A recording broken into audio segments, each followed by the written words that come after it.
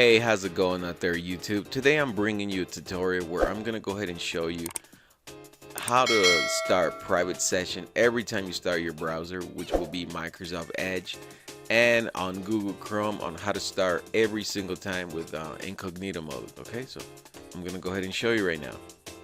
Okay, so we're gonna go ahead and do Microsoft Edge first.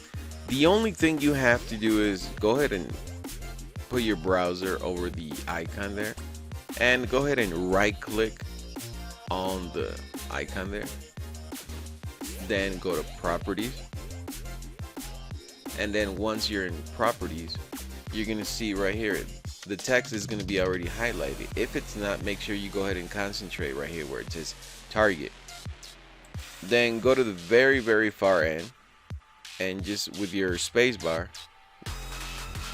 just go ahead and press the space bar once, and then go ahead and paste that right there. I'll go ahead and provide that text on the description there, and it's going to be -InPrivate. That's it. And then you go ahead and press OK right here, and then now you go ahead and start your browser, and as you can see right there, InPrivate browser. You can go ahead and close that over and over, and every single time you go ahead and start your browser is going to be the exact same thing. Now if you want to go ahead and revert that and go back to normal, once again go ahead and right click, properties, again in the target area, go to the very far right, and just go ahead and delete the InPrivate text, and that's it. Make sure you leave everything as it was, and then after that just go ahead and press OK. Now you go ahead and start your browser, and there you go. That's it. So that's the way you do it with Microsoft Edge. Now we're gonna go ahead and take a look at how you do it on Google Chrome.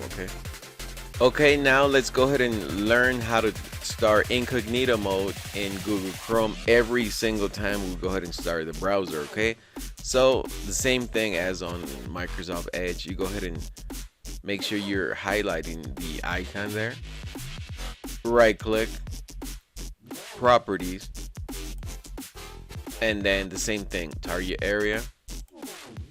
You go to the very far right, you go ahead and press the space bar once, and you're gonna go ahead and paste -incognito.